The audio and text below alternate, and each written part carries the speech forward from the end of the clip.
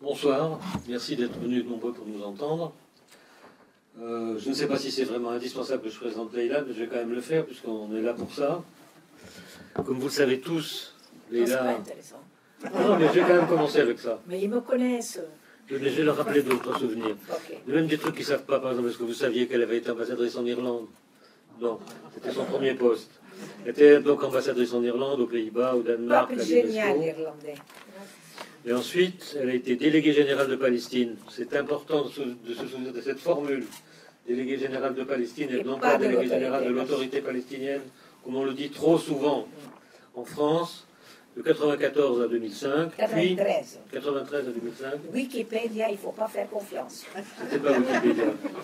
Wikipédia dit 94. Je sais, j'ai été victime aussi de Wikipédia. Ensuite, elle a été ambassadrice de Palestine auprès de l'Union européenne, du Luxembourg et de la Belgique, de 2005 à 2015. Ça, c'est juste. Voilà. Et moi, pour ce qui me concerne, je suis journaliste actuellement à Mediapart. Je suis membre du bureau de l'IREMO et j'ai été pendant 40 ans journaliste au Nouvel Observateur où j'ai notamment dirigé le service étranger. Si vous en êtes d'accord, mais si vous n'en êtes pas d'accord, vous pourrez poser des questions ensuite, bien entendu. Je pense qu'on va commencer par ce qui est le plus chaud dans l'actualité, disons, qui nous concerne, c'est-à-dire ce qui se passe actuellement à Gaza. On ne peut pas être réunis pour parler de la Palestine sans regarder ce qui se passe aujourd'hui à Gaza. Ce qui se passe aujourd'hui, c'est absolument décisif, parce qu'à la fois, on a un problème qui se joue entre les Palestiniens, on a une crise entre les gens du Hamas et les gens du Fatah, les gens du Hamas qui sont dans la direction de Gaza et le Fatah qui est en Cisjordanie. On a une crise entre le Hamas et Israël, comme je ne vais pas vous faire de dessin, vous connaissez très bien. Et on a une situation aujourd'hui qui présente des caractéristiques très particulières, c'est que la situation à Gaza, depuis quelques jours, a atteint un tel degré de complication qu'elle est presque en train de faire tomber le gouvernement israélien. Donc je pense qu'on doit commencer par là pour 50 raisons. Ne serait-ce que la première, à mon avis, mais tu vas me dire ce que tu en penses, il me semble que la première, à mon avis, c'est que ce qui se passe aujourd'hui à Gaza démontre que les Israéliens se sont pris les pieds dans le tapis parce qu'ils ont essayé de découpler Gaza de la Cisjordanie pour essayer d'affaiblir la position palestinienne. Est-ce que c'est bien comme ça que ça se passe? Bonsoir, bonsoir tout le monde. Je suis très heureuse d'être à Tourcoing, à l'Institut du monde arabe de Tourcoing, parce que c'est la première fois que je le visite, que je devais venir à l'inauguration, puisque je suis par ailleurs la présidente de la Société des Amis de l'Institut du monde arabe, et que j'étais partisane depuis la fondation il y a 30 ans de l'Institut, qu'il fallait à tout prix qu'il ait des antennes à l'extérieur de Paris. Mais Paris mange la France. Elle ne laisse pas beaucoup de place aux autres villes. L'Institut a été sollicité par beaucoup d'élus locaux de Lyon, de Marseille. Ils ne sont pas arrivés à ouvrir une antenne. Alors bravo à Tourcoing, parce que c'est la première antenne en dehors de Paris. Et je pense qu'elle va devenir une antenne pour tout le Nord. Lorsque ils auront utilisé tout l'espace magnifique qu'on nous a montré à travers des petits trous pour voir la belle piscine qu'il y a derrière. Et je souhaite donc à ceux qui sont responsables de ce lieu de pouvoir continuer à agrandir l'espace, parce que je suis certaine qu'il y a tellement d'activités au niveau de la culture dans le monde arabe aujourd'hui. Il y a qu'à voir la programmation de l'Institut lui-même à Paris, cinéma, exposition, peinture, musique, combien de choses sont intéressantes à suivre. Deuxièmement, mon ami René est un peu modeste, alors il vous dit qu'il a passé 40 ans à couvrir, mais il ne vous a pas dit que sur les 40 ans, il y en a 20 qu'il a passé à aller là-bas, dans le dernier des villages, dans les derniers des camps de réfugiés, au nord, au sud, à l'est, à l'ouest, parce qu'on ne peut pas réellement comprendre la société palestinienne, la société israélienne, les colons, l'armée israélienne, si on ne va pas sur le terrain. Et moi, j'ai rencontré René vraiment sur le terrain, comme journaliste. Et donc, lorsqu'on est sur le terrain et qu'on s'intéresse, on devient aussi un chercheur. Donc, on devient auteur de livres et il a plusieurs livres, mais il en a un en particulier qui devrait vous intéresser. C'est Un mur en Palestine, qui est publié chez quel éditeur? Maintenant, chez Gallimard en poche. Chez Gallimard en poche. Et donc, j'ai souvent rencontré, parce que souvent moi aussi j'y allais lorsque j'étais ambassadeur, et que les journalistes sérieux, ça veut dire ceux qui ne sont pas derrière leur ordinateur assis à la maison avec des stingers qui au téléphone font le boulot sur le terrain et leur racontent après ce qu'il faut qu'ils écrivent, mais des gens comme René qui vont vraiment sur le terrain, vous découvrez que vos meilleurs alliés, c'est les gens qui font l'information, qui peuvent écrire et témoigner, parce que maintenant on a découvert ce que c'est que les fake news, mais la Palestine souffre de fake news depuis 70 ans, parce que le premier fake news, c'est celui de dire que la Palestine était une terre sans peuple, pour un peuple sans terre. C'est le premier fake news du siècle. Il nous a fallu longtemps pour expliquer que ce n'était pas une terre sans peuple. Et je pense qu'aujourd'hui, le fait que d'ailleurs l'IMA de Tourcoing consacre 3 jours avec d'excellents intervenants demain et après-demain sur la question de la Palestine, et votre présence ici montre que vous êtes intéressé à comprendre ce qui se passe. Et tout à l'heure, comme on a dit, on vous donnera tout le temps pour poser les questions que vous avez envie de poser. Mais je suis d'accord avec René qu'il faut commencer par le plus intense aujourd'hui. Et c'est vrai qu'on se disait tout à l'heure que peut-être en rentrant à la maison tout à l'heure à minuit, on apprendra que le gouvernement israélien est tombé parce que le ministre de la Défense, M. Lieberman, a démissionné en accusant Netanyahou de faire trop de concessions au Hamas. Et lorsque un membre, parce qu'il a un parti politique bien sûr, lorsqu'il se retire lui et ses députés, Netanyahou n'a plus qu'une voix de majorité dans un parlement qui en compte 120, et lui il en a soit 59 peut-être. Oui. Alors, pourquoi? Parce que le système politique israélien, depuis toujours, a fonctionné avec des petites majorités qui sont la prérogative des petits partis.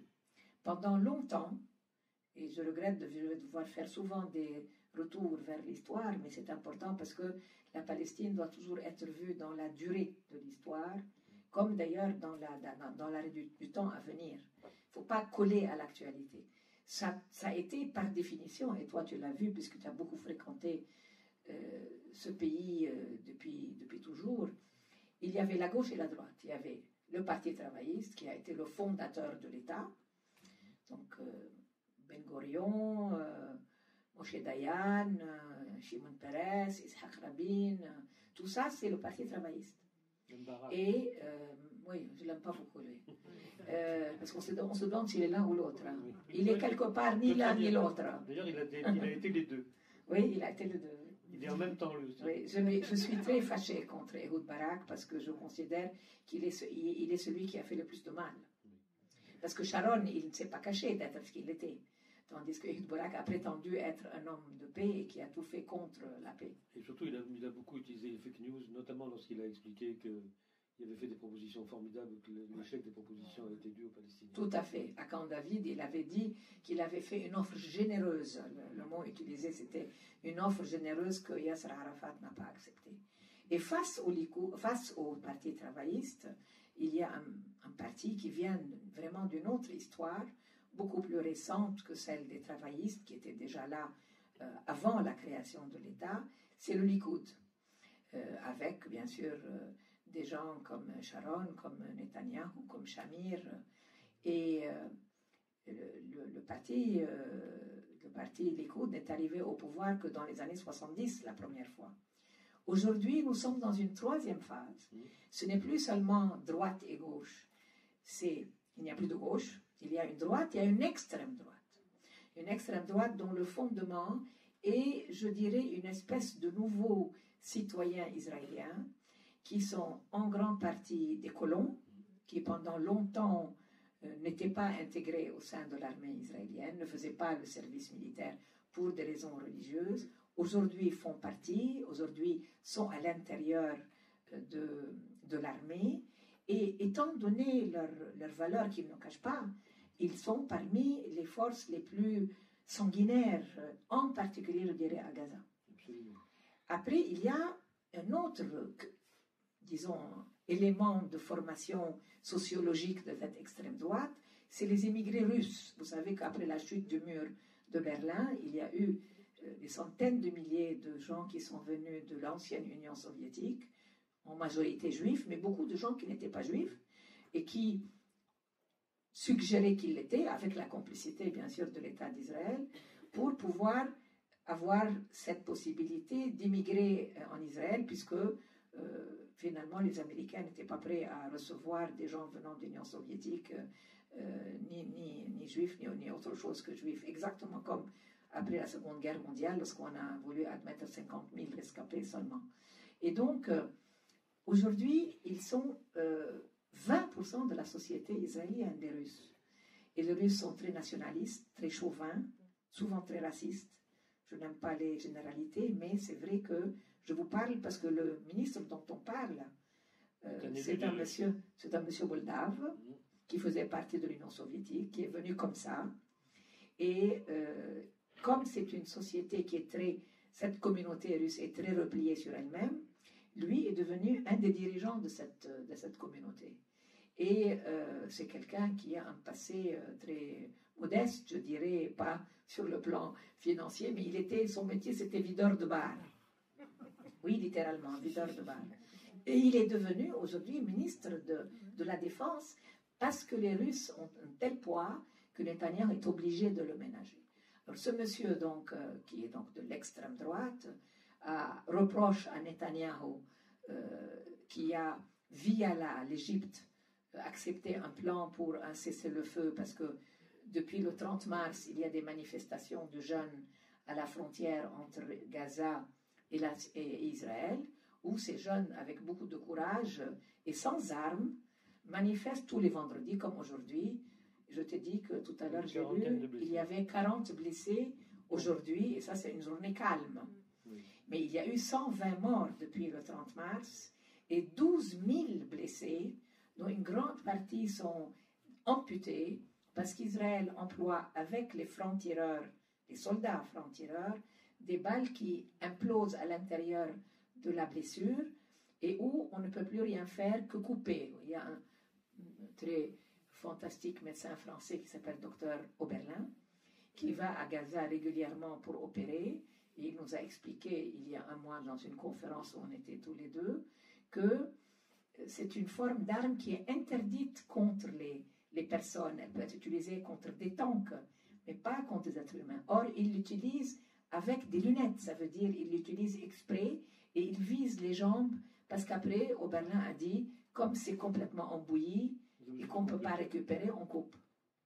D'où le fameux film de Antenne 2 que vous avez dû voir et que Madame l'ambassadeur d'Israël a cru bon de donner des ordres à Antenne 2 de censurer et qui ne raconte que la vérité, qu'il y a tellement de gens, il faut demander pourquoi il y a tellement d'estropiés à Gaza et c'est pas naturel, c'est pas dans leur ADN.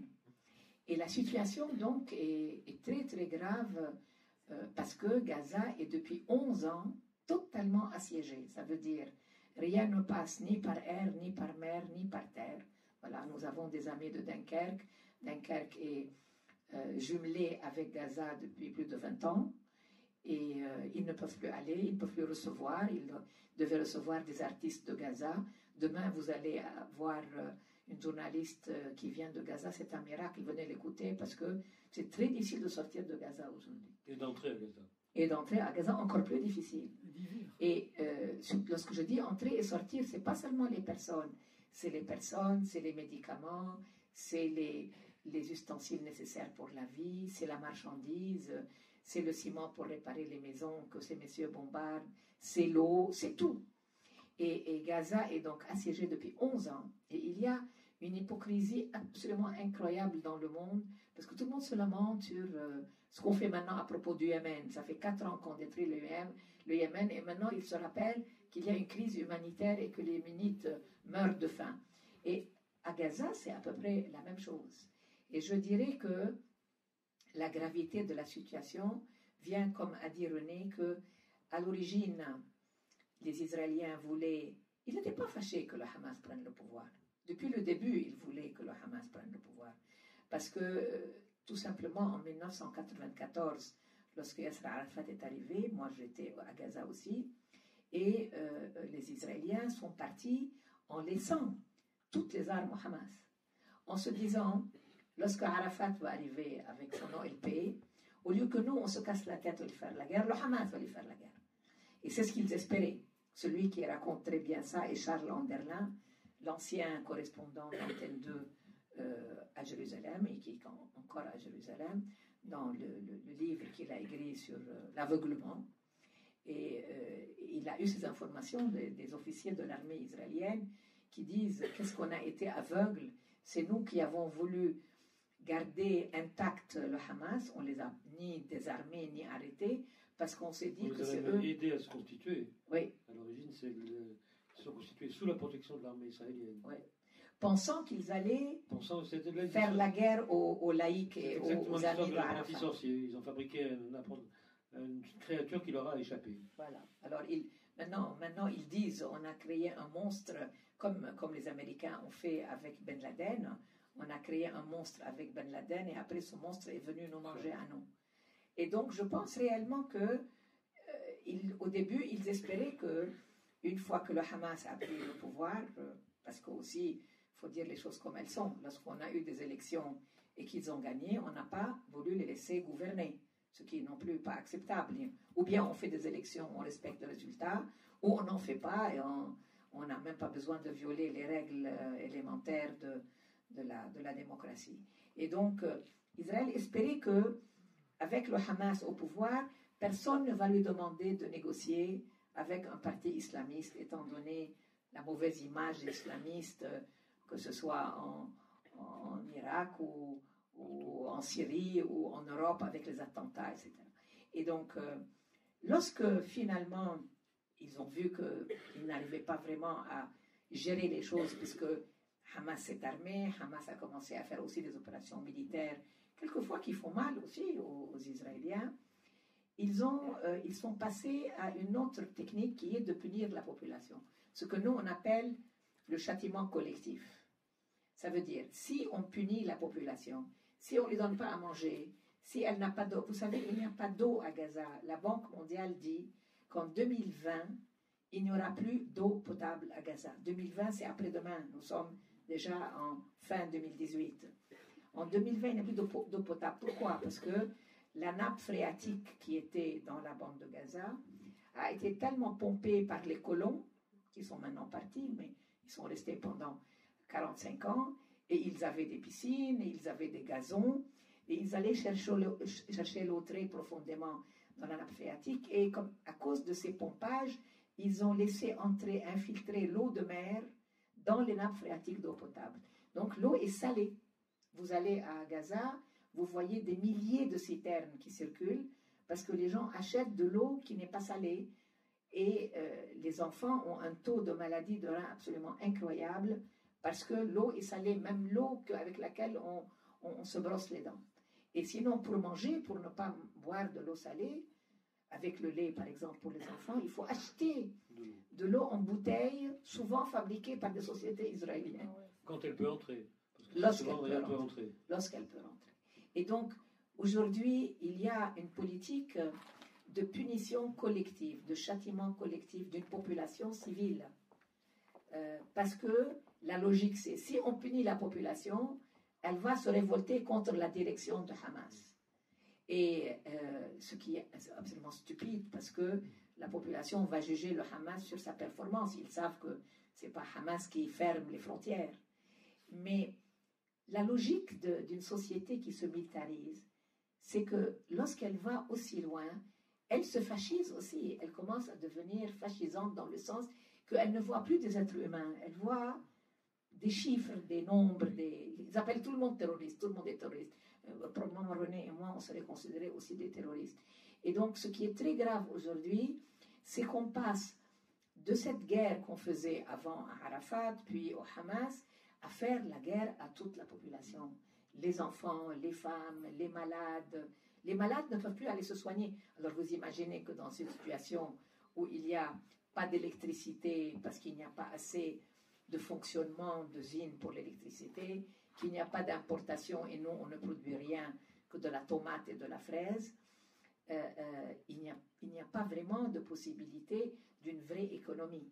Et donc, lorsque on traite comme ça une population, vous imaginez que c'est pratiquement un crime de guerre, c'est un crime contre l'humanité, sous prétexte toujours, en utilisant ce baba, on dit en arabe, ça veut dire, comment on appelle celui qu'on met dans les champs, l'épouvantail. L'épouvantail, c'est ce que les Israéliens appellent Hamas, ça veut dire Hamas, mais ils le prononcent comme ça.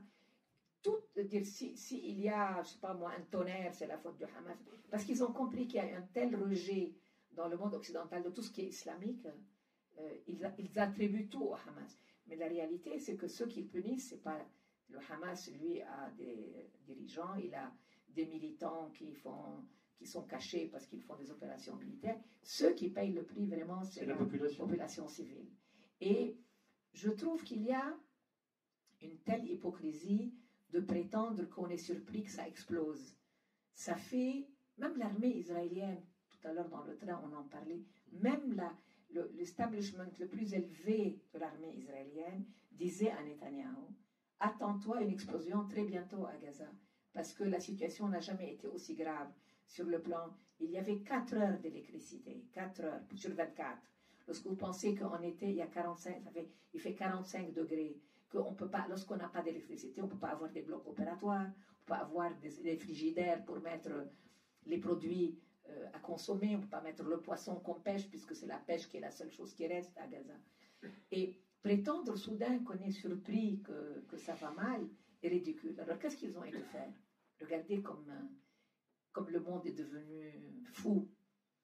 Les Israéliens ont demandé aux Égyptiens de demander aux Qataris, aux gens du Qatar, de payer les personnes qui sont à Gaza et qui sont affiliées au Hamas, comme le Qatar a des relations avec le Hamas, de payer les factures d'électricité dans la bande de Gaza pour qu'ils puissent passer de 4 heures à 12 heures, donc au moins la moitié de la journée, et en retour de demander à Hamas de calmer un peu le jeu, ça veut dire de ne plus laisser les jeunes gens envoyer des cerfs-volants avec des cocktails Molotov qui brûlent, où il n'y a pas d'armes, donc ils ne tirent pas. Mais les Israéliens, cette 4e puissance militaire du monde, face à, je ne sais pas moi, 1000 jeunes gens qui sont décidés à aller manifester en jetant des pierres, effrayent une armée comme ça. Même ces cerfs-volants avec les quelques feux qu'ils ont créés, et quelque chose contre lequel ils ne savent pas comment répondre. Parce que tout ce qu'ils savent faire, c'est bombarder. Ils envoient les avions, c'est tellement loin qu'il n'y a pas de victimes israéliennes, et par contre, chaque bombe, comme en Syrie, coûte la vie à 300 personnes, 200 personnes, 100 personnes. Et donc, je crois que Gaza devrait être la conscience torturée du monde, parce que ça fait 11 ans que ça dure et que personne ne lève le petit doigt. Vous avez entendu parler d'une sanction votée contre le gouvernement israélien, que ce soit en France ou en Europe ou aux États-Unis, et au contraire, aujourd'hui, M. Netanyahou, qui représente le gouvernement le plus radical qu'on n'a jamais vu en Israël, a l'espoir d'avoir des relations avec la monarchie saoudienne, avec les Émirats arabes unis, avec le Bahreïn, pour montrer que si les Palestiniens ne lui parlent pas, les Arabes lui parlent. C'est son projet, c'est le projet, justement, c'est la question suivante à laquelle je voulais venir, c'est que l'ambition de Netanyahou aujourd'hui, c'est d'arriver à conclure avec le Hamas une sorte de cessez-le-feu permanent, qui serait un cessez-le-feu de longue durée, permanent de longue durée, négocié avec le Hamas, qui lui permettrait de dire aux autres Palestiniens, regardez, avec le Hamas, on peut discuter, les gens qui acceptent de ne plus se battre contre nous, on leur donne maintenant la possibilité de faire du commerce et d'avoir un aéroport qui fonctionnera, parce qu'il y en avait un aéroport à Gaza qui était très bien, les Israéliens l'ont démoli. Il y avait des tas de moyens de faire entrer des produits de l'extérieur et de les exporter, plus rien ne fonctionne. Donc maintenant la menace, ou le chantage qui est exercé, c'est une espèce de carotte et de bâton. Si vous acceptez de signer un accord, même si c'est un accord seulement verbal, sans aucun document, selon lequel vous vous engagez à ne plus nous envoyer de fusées contenant des explosifs, lesquels d'ailleurs font rarement des dégâts. Si vous vous engagez à ne plus intervenir de façon militaire, nous nous engageons à ne plus intervenir chez vous et à vous laisser circuler et à laisser des biens et des personnes éventuellement circuler en dehors de Gaza. On en est là aujourd'hui, on en est là maintenant, parce que les Israéliens trouvent qu'il n'y a pas d'autre solution pour résoudre la question de Gaza. Parallèlement, cette hypothèse de création d'une solution négociée séparée entre Gaza et le reste de la Cisjordanie est aussi destinée pour eux à affaiblir le mouvement palestinien dans son ensemble, en montrant qu'il y a une séparation très nette entre les uns qui acceptent de discuter et les autres qui n'acceptent pas de discuter. Alors maintenant, peut-être faudrait qu'on regarde pourquoi il est si difficile pour le Fatah et pour l'autorité palestinienne, en l'occurrence, ou le LP, de discuter avec Netanyahou maintenant. Pourquoi, au fond, les négociations qui avaient été commencées, qui ont duré jusqu'à il y a quelques années, jusqu'à Kerry, grosso modo, pourquoi elles se sont arrêtées et pourquoi c'est impossible de les redémarrer maintenant? C'est-à-dire que, il faut dire la vérité, on n'a jamais vu une partie dans un conflit négociée pendant 25 ans. Ça fait 25 ans que nous négocions des accords officiellement qui auraient dû durer 5 ans. Lorsqu'il y a eu la fameuse poignée de main que vous avez tous vue à Washington entre Arafat et Rabin, et puis Perez et Abu Mazen sous l'égide de Clinton, l'accord d'Oslo devait donner lieu à un accord intérimaire, puis normalement en 1999, la déclaration d'un État palestinien en Cisjordanie, dans la bande de Gaza, avec Jérusalem-Est comme capitale, ou en tout cas Jérusalem comme capitale des deux États. Qu'est-ce qui s'est passé? C'est exactement le contraire qui s'est passé. Ça veut dire que Rabin a été tué, et juste après l'assassinat de Rabin, tout ce qui est venu, parce qu'il y a eu 10 premiers ministres israéliens depuis Oslo 10, non? Oui, à peu près. Oui. Et nous, on en a eu 2, ça veut dire le président Arafat et maintenant le président Abbas. Les 10 Israéliens ont commencé par être travaillistes, puis Likoud, puis pseudo-travaillistes comme Ehud Barak, qui ne voulaient pas appliquer Oslo, puis d'extrême droite comme Sharon, puis de nouveau maintenant comme Netanyahou. Et donc, c'est un zigzag entre ceux qui sont avec et ceux qui sont contre Oslo. Mais avec toujours cette intelligence sur le plan de la diplomatie, de la fake diplomatie, de la pseudo-diplomatie, dans ce que maintenant, un terme très à la mode en France, le lobbying. Leur lobbying est très efficace parce qu'ils utilisent le mot processus de paix dans chaque phrase qu'ils disent.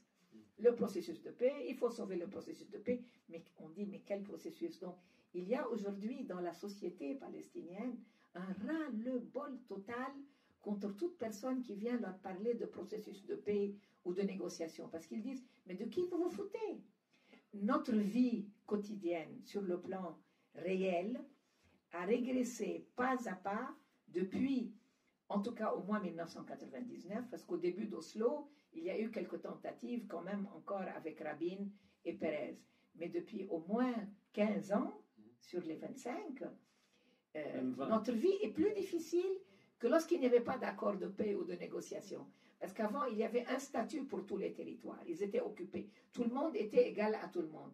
Oslo est venu et a divisé les territoires en A, B et C, rendu le mouvement des gens très difficile parce que celui qui habite dans A, ça veut dire les villes, n'a pas le même statut que celui qui habite dans la zone B, qui est mélangée entre souveraineté israélienne, qui n'habite pas dans la zone C, qui, elle, est totalement sous souveraineté israélienne, et elle fait 60% de la Cisjordanie. On aurait dû mettre une carte pour que vous voyez. Il faut préciser un détail qui a son importance, c'est qu'en 1993, lorsque ces accords ont été signés, il y avait à peu près 220 000 colons, 225 000 colons en Cisjordanie. Aujourd'hui, il y en a 500 000, plus de 500 000. Même 700 000, si tu comptes Jérusalem. Si on compte Jérusalem, ça fait plus de 700 000. Jérusalem, il y a 220 000, 230 000. Ça veut dire qu'apporter 500 000 colons en plus, ça change radicalement la figure de la Cisjordanie. Ça fait en sorte que les tâches qui constituent les colonies occupent l'essentiel de l'espace. Et l'espace restant est dévolu aux Palestiniens. Ce qui fait que la vie pour les Palestiniens est quasiment impossible, comme l'a dit Leila tout à l'heure. Vivre maintenant pour un Palestinien en Cisjordanie, c'est pratiquement impossible. C'est impossible même d'envisager un futur, parce qu'on ne sait pas si demain l'endroit où on habite ne sera pas aussi occupé par une colonie. Car la colonisation ne cesse pas. Il n'y a pas un jour sans l'annonce d'une nouvelle colonie ou de l'implantation de nouveaux bâtiments dans une colonie déjà existante. Ça veut dire ça que, dès le départ d'ailleurs, Arafat avait dit une phrase que je trouvais formidable, qui était assez amusante, mais cruellement amusante. Il avait dit, on essaie de négocier avec les Israéliens le partage d'une pizza pendant qu'ils la mangent. Et on en est là, on est exactement là, sauf que maintenant il ne reste presque plus de pizza. Oui, tout à fait. Vous allez demain écouter Nada Awad, qui est une jeune Palestinienne qui a fait d'ailleurs, elle aussi, Sciences Po. Tout à l'heure, j'avais les étudiantes de Sciences Po ici. Et elle est parfaitement francophone. Elle habite à Jérusalem, elle travaille à Jérusalem. Elle va vous raconter comment la décision de reconnaître Jérusalem comme capitale n'est que la cerise sur le gâteau, que ça fait maintenant plus de 50 ans, puisqu'ils ont annexé Jérusalem en 1980. Ils ont annexé en 1980 et personne n'a levé le petit doigt. Pourtant, Jérusalem est aussi le lieu de la naissance de Jésus-Christ, le lieu où il y a le Saint-Sépulcre, c'est un lieu saint pour les musulmans.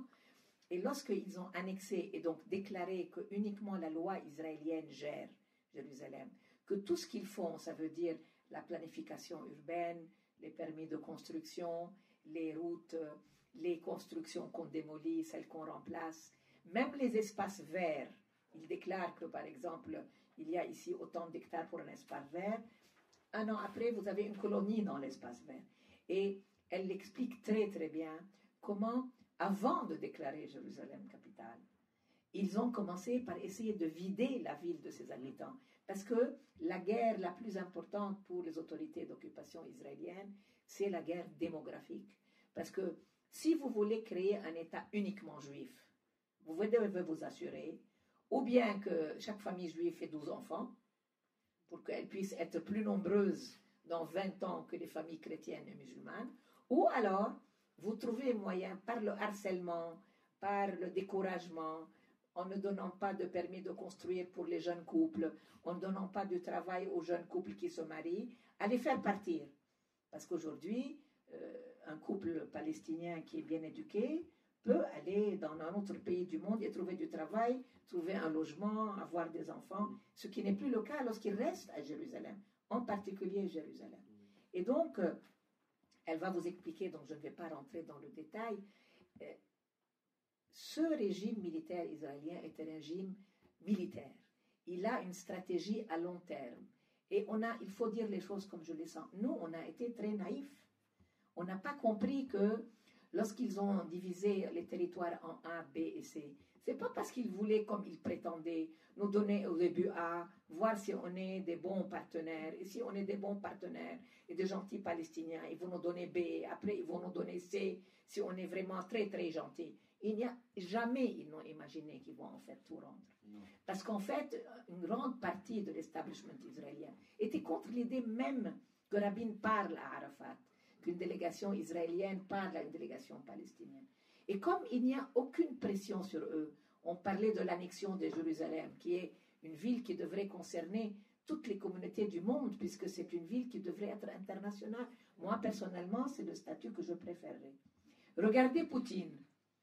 Il y a moins de 5 ans, il a annexé la Crimée. Je veux bien que la Crimée soit le centre de l'univers, mais je ne pense pas qu'elle est plus importante que Jérusalem. Et qu'est-ce qui s'est passé? Déclenchement, j'étais encore ambassadeur à Bruxelles, déclenchement de condamnation, de sanctions, de boycott. Tu te rappelles? Très bien, c'était les grandes orgues diplomatiques. Voilà, et le monde européen était sans dessus-dessous parce qu'il avait annexé la Crimée. Les Israéliens annexent Jérusalem-Est, ça veut dire le lieu où il y a les lieux saints, parce qu'il n'y a pas de lieu saint à Jérusalem-Ouest. La vieille ville où il y a les lieux saints juifs, chrétiens et musulmans est à l'est de la ville, sur un demi-kilomètre carré. Mais personne n'a levé le petit doigt, inclus pas ni les musulmans, les dirigeants des musulmans saoudiens, ni le pape du Vatican, et bien sûr, en tout cas pas les responsables de la communauté juive qui étaient très contents de judaïser Jérusalem. Et ils le disent comme ça, il faut judaïser Jérusalem, il faut même faire sauter le Haram al-Sharif, la grande mosquée, et reconstruire le temple juif pour que ce soit évident pour le monde entier que c'est que la capitale des Juifs. Il y a une stratégie qui s'appelle la judaïsation, qui a pour objectif de mettre à peu près entre 40 et 60%, et on s'approche des 60% d'Israéliens dans le pourtour de Jérusalem, dans la limite du Grand Jérusalem. Et on y arrive pour toute une série de moyens, ceux dont Léla a parlé, et des moyens administratifs et bureaucratiques, disons, qui rendent la vie des Israéliens qui veulent venir vivre dans cette grande Jérusalem beaucoup plus facile, et la vie des Palestiniens qui doivent partir de plus en plus difficile, ce qui les contraint à partir, donc ils libèrent des maisons dans lesquelles s'installent des Israéliens. L'objectif étant de faire en sorte que la capitale, désormais pour eux à leurs yeux d'Israël, qui est Jérusalem, soit une ville en écrasante majorité israélienne juive. Oui, et après, lorsque vous dites que c'est une politique inadmissible, parce que c'est du nettoyage ethnique, nous n'avons pas vécu de génocide et j'espère que nous n'en vivons pas. Mais je pense qu'il y a la plus grande opération de nettoyage ethnique jamais entreprise, depuis 1948 jusqu'à maintenant. Et lorsqu'il vous parle des colons qui sont passés de 200 000 à 700 000, une grande partie d'entre eux sont tous ces colons qui maintenant, de fait, ont judaïsé la ville. Ça veut dire que moi, au début, j'arrivais à Jérusalem, je conduisais, je reconnaissais ma mère et Jérusalem, je reconnaissais les quartiers, j'allais chez des cousins. Maintenant, je n'ose même pas conduire, parce qu'il y a tellement de colonies. 2 ou 3 fois, je me suis retrouvée, parce que tout est écrit en hébreu, je me suis retrouvée au milieu d'une colonie, pensant que j'avais pris la bonne sortie pour entrer dans un quartier palestinien, je me retrouve dans une colonie. Et j'avais peur, parce que, vous comprenez ce que c'est une colonie? Une colonie, c'est un quartier ou un pseudo-village construit récemment où ne peuvent habiter que des citoyens juifs israéliens. Et qu'ils sont armés, parce que c'est eux qui sont en danger. Donc ils ont des revolvers, ils ont des machine guns, et ils savent qu'ils sont dans un environnement totalement palestinien. Et ils considèrent qu'eux, ils sont là parce qu'ils sont en train de récupérer le territoire que le bon Dieu leur a donné et que les Palestiniens devraient aller ailleurs. À Jérusalem, pratiquement, ils ont pris la ville. Oui. Mais c'est encore une fois un immense mensonge de prétendre. Alors, il a fait un autre livre très important. Lorsque moi, j'étais encore ambassadeur à Bruxelles, les consuls généraux de tous les pays européens qui sont à Jérusalem, combien il y en a? 14? Une quinzaine. Oui. Une quinzaine, parce que tous les États, le consul général, c'est un ambassadeur auprès des Palestiniens. Celui qui est auprès des Israéliens s'appelle un ambassadeur. Celui qui est chez nous, le consul général. Encore un fake news. Et donc, les consuls généraux qui travaillent beaucoup, vraiment beaucoup, parce que eux, ils sont les yeux et les oreilles de vos gouvernements. Comment ils vont savoir au Quai d'Orsay ce qui se passe là-bas s'il n'y a pas un consul qui écrit tous les jours un rapport? Et donc, René était très choqué, il avait le droit, parce que lorsqu'ils se réunissaient pour écrire des rapports sur ou bien les colonies, ou bien Jérusalem, ou bien les prisonniers, ou bien les Palestiniens israéliens. Les différences de statut. Ils font des rapports très, très sérieux. Celui qui l'intéressait en particulier à René, c'était celui sur Jérusalem. Parce qu'il donnait littéralement des pistes. Il disait, pour qu'Israël cesse de construire des colonies, il faut faire tac, tac, tac, tac. Ils étaient d'accord, les 15. Ils représentent les 15 pays européens. Vous savez ce qu'ils faisaient de ces rapports? Ils les cachaient dans le tiroir lorsqu'ils arrivaient à Bruxelles. Et moi, je disais, mais pourquoi vous ne les publiez pas? Non, on ne veut pas de problème avec les Israéliens. Maintenant, si on va les publier, ça va faire encore des problèmes diplomatiques. Comme lorsque nous, on parle, on nous dit, vous êtes des antisémites, tout ça, c'est de l'antisémitisme. Et imaginez-vous que littéralement, ils cachaient ces rapports à Bruxelles. Ces rapports que les autres avaient rédigés ensemble. Ils sont leurs ambassadeurs. Qu'est-ce qu'ils faisaient, les malins petits consuls? Ils en avaient ras-le-bol au 2e, 3e rapport caché. Et eux, ils vont sur place, ils se font bousculer par l'armée, tabasser par l'armée, fouiller par l'armée, ils continuent à aller pour écrire le rapport. Ils ont commencé à faire des fuites de ces rapports dans la presse israélienne. Ils donnaient eux-mêmes, de manière non officielle, le rapport à des grands journalistes israéliens en leur disant, parce qu'arrivés à Bruxelles, ils vont disparaître. Alors René a réuni tous ces rapports sur Jérusalem et a publié un livre avec. Vous pensez que ça a ému quelques autorités diplomatiques? Et pourtant, ces rapports, au fur et à mesure qu'ils ont été publiés, étaient très intelligents parce qu'ils suggéraient 10 mesures de pression, parce qu'ils n'osaient même pas dire sanctions, Absolument. Il disait par exemple ne jamais recevoir des délégations, que les délégations européennes n'acceptent pas de rendez-vous à Jérusalem-Est, que les délégations européennes exigent de dire que Jérusalem-Est fait partie d'un territoire occupé, ne pas accepter des produits fabriqués dans les colonies sur le marché européen comme étant partie des produits européens. Des mesures très spécifiques. Aucune réaction. Aucune réaction. Donc, vous n'allez pas me dire que l'échec d'Oslo, c'est uniquement la faute de l'autorité palestinienne. L'échec d'Oslo, c'est aussi la faute d'une communauté internationale qui n'est pas prête à prendre une sanction, une forme de pression. Je n'ai pas dit de boycotter à jamais l'État d'Israël. Je dis, en tout cas pour les États, moi j'aimerais que les citoyens le fassent, mais au moins qu'ils aient le courage de prendre une sanction lorsqu'il y a des mesures aussi graves. Sinon, il faut dire les choses comme elles sont. C'est une forme de complicité. Ça fait presque 20 ans que ces rapports existent. Ça fait presque 20 ans qu'ils sont distribués, qu'ils arrivent à Bruxelles et qu'ils ont le destin que Léla vient de vous décrire. Moi, ça fait maintenant plus de 10 ans qu'à chaque fois que le rapport existe, je me le procure et je le publie. Quand j'étais au Nouvel Observateur, je l'ai publié dans le Nouvel Observateur sur le site internet. Maintenant, je l'ai publié en intégralité dans Mediapart, en ajoutant, pour ceux qui n'ont pas le temps de lire l'intégralité du rapport parce qu'il est en anglais, un long résumé du rapport avec toutes les précisions. Mais ce qui me sidère à chaque fois quand je le vois arriver, le rapport, je me dis, bon, est-ce que ça va être le dernier? Est-ce qu'ils vont décider maintenant de faire quelque chose de tout ça? Bien non. L'extraordinaire, je dirais, c'est le côté paradoxal de cette histoire, c'est que chaque année, l'Union européenne fait des rapports de plus en plus accablants, de plus en plus ressemblant à des réquisitoires, et on n'en entend toujours absolument pas parler, et ils ne servent à rien, à tel point que même lorsque les rapports dénoncent la démolition par les Israéliens des constructions que les Européens ont financées dans les territoires palestiniens, le recensement de ces destructions figure dans les rapports. Même ces destructions, même le recensement de ces destructions n'est pas pris en compte. Non, il est caché. L'Europe ne cherche même pas à se faire rembourser l'argent que les Israéliens lui ont obligé à dépenser en vain, puisqu'on a démoli les choses qu'ils avaient construites. C'est une situation qui est complètement dingue et qui devrait nous inciter, nous, à avoir par rapport à l'Union européenne une attitude, disons, plus vigilante. Oui, je dirais plus que vigilante. Il faut les secouer. Il faut vraiment leur dire que, je veux dire, ou bien il faut cesser ce discours, ou alors dire qu'il n'y a pas d'Union européenne. Il y a un accord financier, il y a un accord sur la circulation dans les frontières, il y a un accord, comme disait votre ambassadeur auprès de l'Union européenne, il y a un accord sur la taille des huîtres dans le bassin d'Arcachon. Figurez-vous que Catherine Colonna, qui était votre ambassadeur de l'Union européenne, me dit, Leïla, j'ai passé la nuit à négocier la taille des huîtres dans le bassin d'Arcachon. J'ai dit, Catherine, tu rigoles. Elle me dit, non, ma chérie, nous passons plus de temps à négocier combien de cabiots on a le droit de pêcher entre nous, combien doit être la taille des huîtres dans le bassin d'Arcachon par rapport aux huîtres qui viennent du nord, combien, je veux dire, des choses qui sont techniques.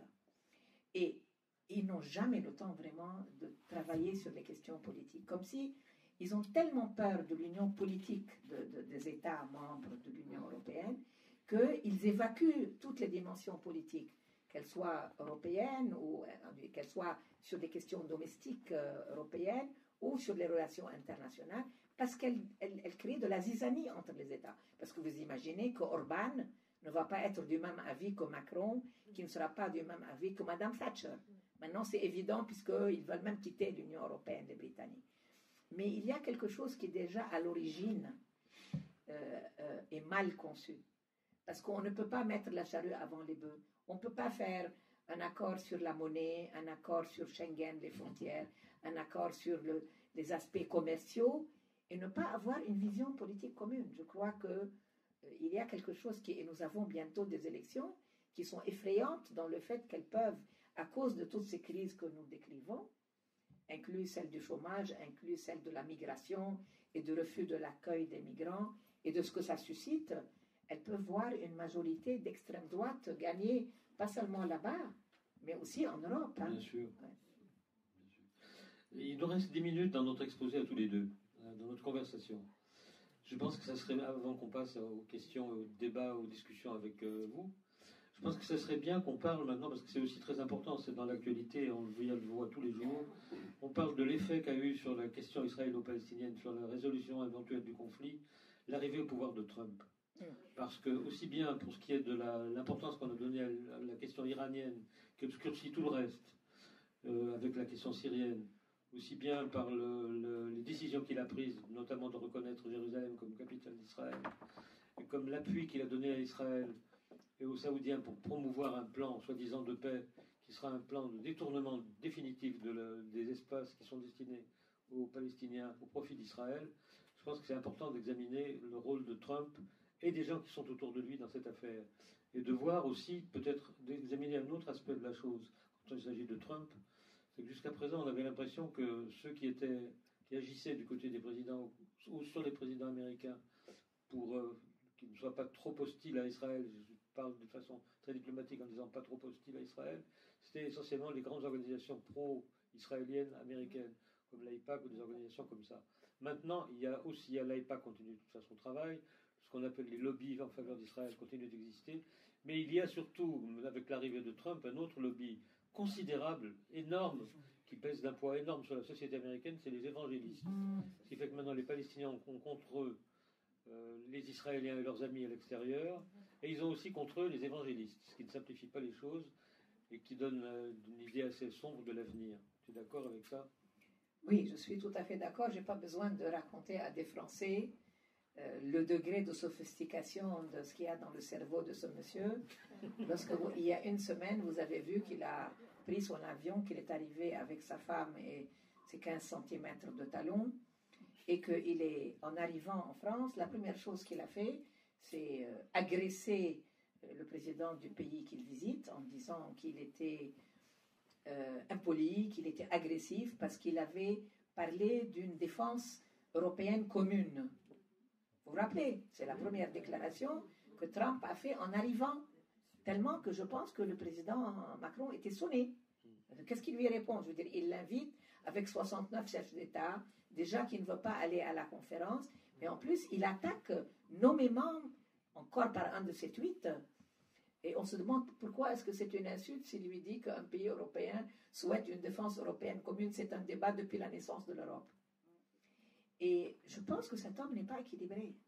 Mais il est très dangereux parce qu'il est quand même le président du pays le plus important au monde sur le plan financier et sur le plan militaire. Or, je pense qu'il y a aujourd'hui une menace militaire dans le monde, c'est Trump. Il est plus grave que Netanyahou. Parce qu'au moins en Israël, il y a des citoyens israéliens intelligents qui peuvent s'opposer à une politique de bombardement aveugle ou en tout cas de l'Égypte. Mais je ne vois pas aux États-Unis quelqu'un qui dénonce Trump. Et je trouve que réellement, c'est très grave parce que c'est pas seulement grave pour les Palestiniens, c'est grave pour le monde entier. Trump dit que les Nations Unies, il faut les annuler, il faut les renvoyer à la maison. Il veut déjà démanteler l'Office des Nations Unies pour les réfugiés palestiniens qu'on appelle UNRWA, qui est une décision d'ailleurs qu'il n'a pas le droit d'annuler parce qu'elle a la décision de l'Assemblée générale depuis 1948 et que cette agence fait vivre 6 millions de réfugiés palestiniens, dont ceux qui vont dans les écoles, ceux qui vont dans les dispensaires, ceux qui reçoivent de l'aide alimentaire. Vous imaginez si on lâche les 6 millions d'enfants, en tout cas les enfants des 6 millions sans école, c'est du pain béni pour Daesh, elle va les récupérer tous. Et ce monsieur a décidé qu'en tout cas, il a coupé déjà les contributions américaines à l'ONU. Puis, il dit que ça ne sert à rien. Le droit ne sert à rien. Ce qui sert, c'est qui est le plus fort. Et lui, il dit America first, America great, make America great again. Pourquoi? Pour aller faire la guerre en Afghanistan et produire un agent américain qui s'appelle Ben Laden, qui est devenu après l'ennemi numéro 1 dans ce qu'on disait, qui était comme Netanyahou, le travail des pieds nickelés qui fabrique des monstres qui devient après le monstre qui les combat. Monsieur Ben Laden a été un agent américain en Afghanistan. Il a été payé, financé, armé, dirigé par les Américains. Et une fois qu'ils ont fait sauté le gouvernement communiste à Kaboul, ils se sont retournés contre les Américains pour faire tout ce mouvement, au début en Algérie, puis dans tout le monde, inclus dans les capitales européennes. Et ils n'ont qu'à se reprocher eux-mêmes. Et Daesh est le résultat du démantèlement de l'armée irakienne, qui se trouvant renvoyée à la maison parce que les Américains ont décidé qu'ils allaient changer la situation en Irak et construire, soi-disant, une démocratie avec Bush, l'armée est passée chez les islamistes de Al-Qaïda et a fabriqué Daesh. Jusqu'à quand nous allons payer la stupidité, l'aveuglement, l'ignardise de la politique américaine en disant qu'on ne peut pas les critiquer parce que Madame Shahid, vous ne comprenez pas, ils ont fait le plan Marshall après la Seconde Guerre mondiale. Lorsque je disais à Bruxelles, vous devriez être un peu plus critique à l'égard de vos alliés américains, on me disait, tu ne peux pas comprendre, toi, arabe, mais ceux qui nous ont sauvés après la Seconde Guerre mondiale, c'est les Américains. Maintenant, ils ne vous sauvent pas, ils sont en train de vous couler.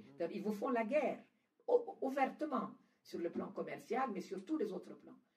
Ce monsieur dit qu'il n'y a pas de relevance, il n'y a pas, le droit international n'a pas lieu d'être entre les pays du monde. Alors, qu'est-ce qui va gérer les relations entre les pays du monde? S'il ne veut pas ni du droit international, ni des Nations Unies, ni de tout ce qui est multilatéral, puisqu'il a boycotté la conférence.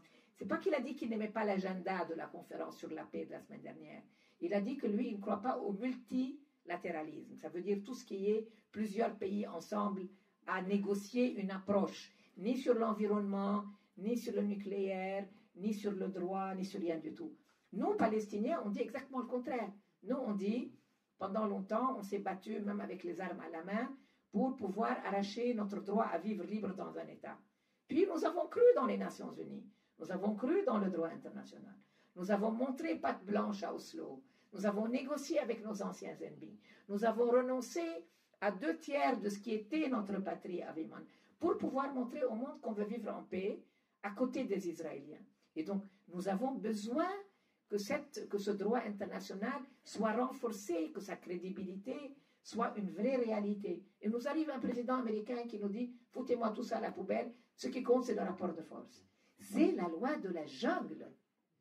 Et dans cette loi de la jungle, il n'y a pas que les États qui vont jouer le jeu. Il y a aussi tout ce qui est non étatique. Ça veut dire les terroristes, ça veut dire les fous, ça veut dire les dérangés, ça veut dire les nouveaux États qui émergent.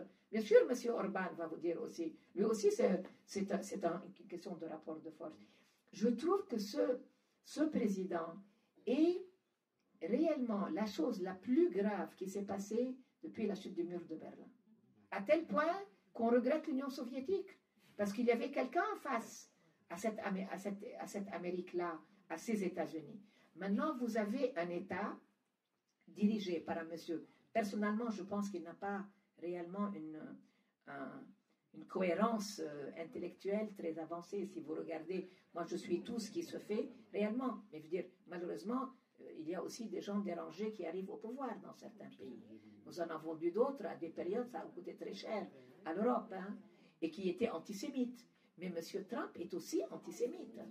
Parce que lorsqu'il vous parle de ce lobby qui est tellement pro-israélien, ils sont pro-israéliens et antisémites. Ça veut dire, ils considèrent que le Messie, qui est très important pour eux, ne reviendra pas que le jour où tous les Juifs iront sur la terre d'Israël et se convertiront au christianisme. Ils ne peuvent pas rester juifs. Et s'ils ne se convertissent pas de leur propre gré, il faut par la force les convertir. Donc ils sont antisémites et pro-israéliens, comme lui d'ailleurs.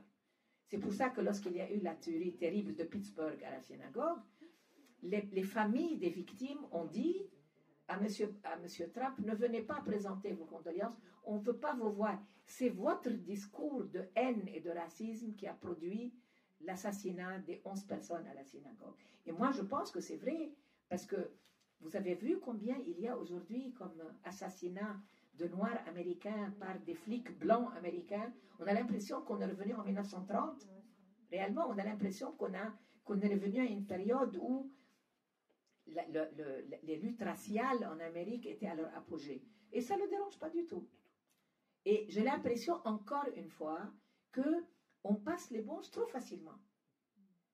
Monsieur Macron a passé le premier voyage à lui taper dans le dos et lui a tapé dans le dos de monsieur, comme si c'était les meilleurs amis du monde. Je trouve qu'il faut qu'il y ait quand même une réaction, au moins d'autopréservation en Europe, parce que je crois que cet homme est très très dangereux, parce qu'il est en train de vouloir déclencher une guerre contre l'Iran. Il a fabriqué des alliés arabes qui sont le prince qui a coupé le journaliste anti-Morceau et qui l'a dilué, M. Mohammed Ben Salman, puis M. Mohammed Ben Zayed qui va venir chez vous la semaine prochaine, les deux étant de très bons clients de l'industrie de l'armement française, on les reçoit avec tapis rouge, mais les deux sont des princes ou des cheikhs, puisque celui d'Arabie Saoudite est prince, l'autre n'a pas de royauté encore pour le moment, sont partis pour déclarer une vraie guerre à l'Iran. Alors l'Iran a les moyens de répondre. L'Iran n'est pas un petit pays. L'Iran est un pays où vous pouvez mettre de côté le fait que ce sont des mullahs, mais la société iranienne est organisée, elle a une élite, l'armée iranienne est beaucoup plus sérieuse que toutes les armées arabes réunies, et qu'ils ne vont pas se laisser faire. Alors vous imaginez sur la carte géographique ce que ça veut dire que cet immense territoire iranien face à ce territoire arabe, et vous êtes juste à côté. Et Trump est très sérieux en disant qu'il faut déclarer la guerre à l'Iran. Donc moi, je pense réellement que, bien sûr que les choses ont complètement changé. Non seulement l'effet Trump sur M. Netanyahu et sur M. Bennett, parce que si M. Lieberman, là, a démissionné, il y a un type encore plus à droite que lui qui aimerait prendre sa place. Il s'appelle M. Bennett. Oui, et pourtant c'est dur d'être plus à droite. Oui, mais ils arrivent toujours.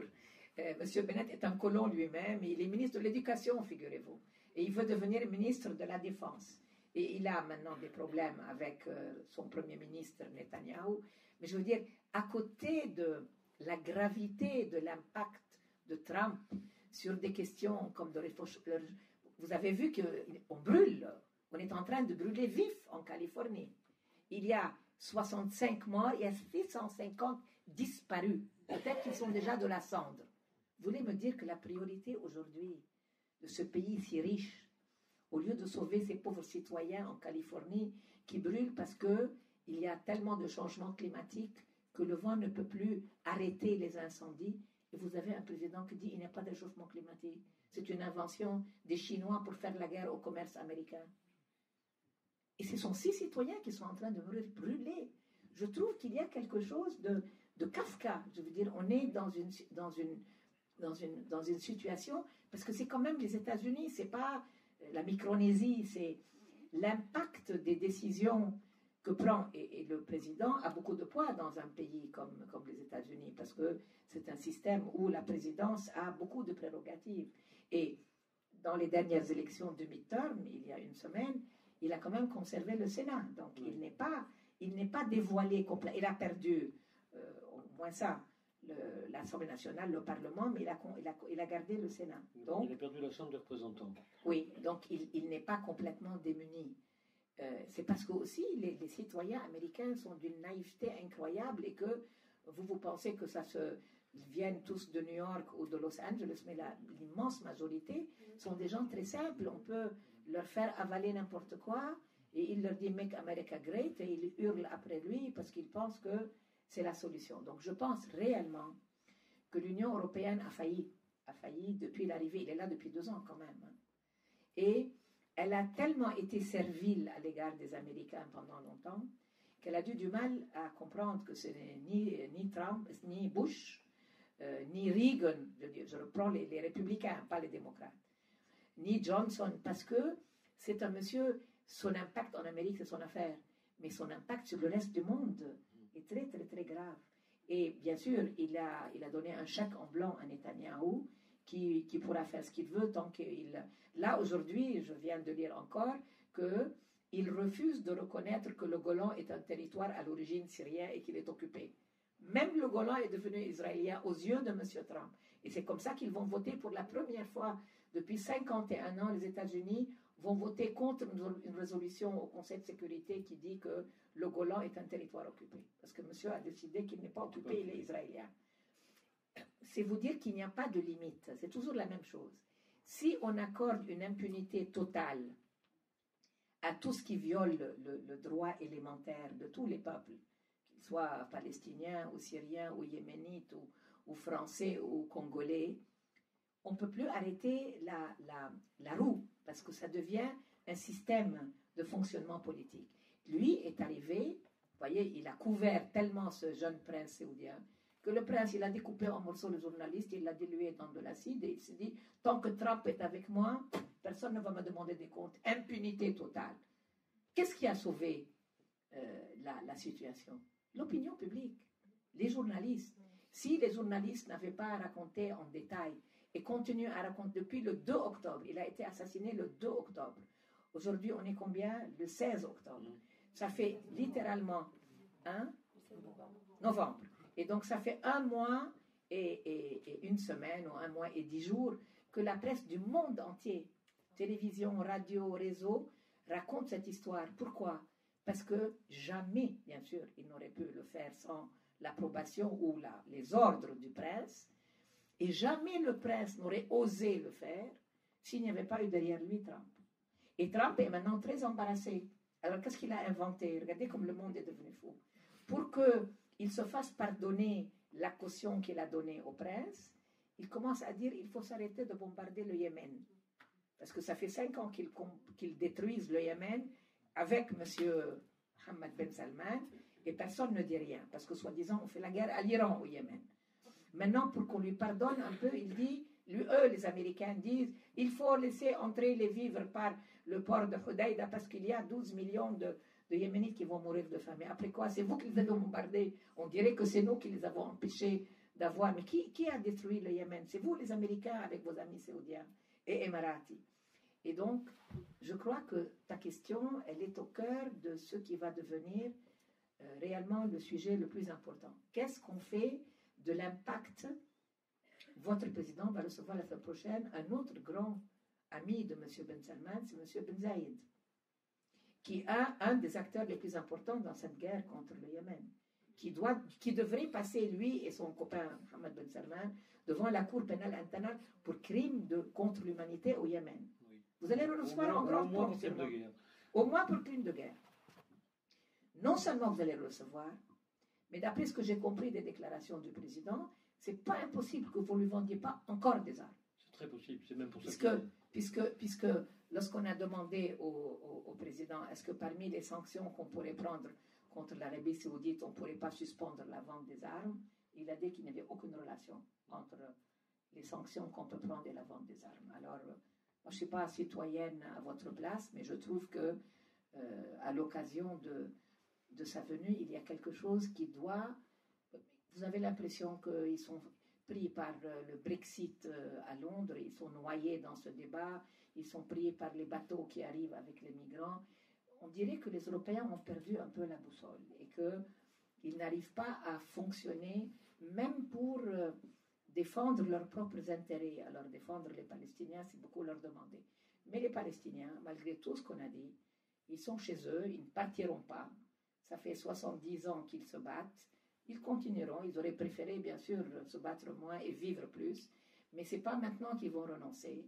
Et je pense qu'ils se vivent comme quelque chose qui n'est pas en dehors de tout ce qu'on a discuté. Ça veut dire, il y a bien sûr le local, qui est Israël, Palestine, il y a le régional, où il y a la Turquie, l'Iran, les pays du Golfe, toutes les luttes régionales, et il y a l'international, où arrive le rôle européen, le rôle américain, le rôle canadien, et où il y a toutes les dimensions, militaires, mais aussi commerciales et aussi diplomatiques. Et je pense que nous passons par une phase où nous avons besoin de vous, journalistes, et je salue le travail que fait l'IREMO, qui est un travail remarquable de sérieux, de compréhension en profondeur des changements qu'il y a avec des conférences, des séminaires, des publications. Et donc, je découvre qu'ils sont vos partenaires à tout le coin. Bravo, il faut continuer avec eux. Et j'espère que nous arriverons petit à petit à sortir de cette phase historique qui est très inquiétante à tous les niveaux. Oui. Avant de passer de la parole à la salle, je voudrais juste dire un mot à propos de nos responsabilités à nous, citoyens français, par rapport à Trump. Moi, j'ai été très frappé, je dirais scandalisé, du fait que lorsque Trump a reçu Macron la première fois qu'il l'a reçu. Là-bas aux États-Unis. Aux États-Unis, chez lui. Macron, il lui a expliqué il avait rompu l'accord international conclu avec l'Iran sur l'armement nucléaire iranien qui n'existait plus, parce que l'Iran était un pays dangereux qui ne respectait pas l'accord. Macron savait parfaitement bien, comme le savent tous les gens qui sont les signataires de l'accord, que l'AIEA, l'Agence internationale sur l'énergie atomique, vérifie ça chaque semaine. Les Iraniens n'ont jamais fait un seul accroc, ne serait-ce qu'un accroc minimum à l'accord. Ils l'ont respecté de façon absolument scrupuleuse.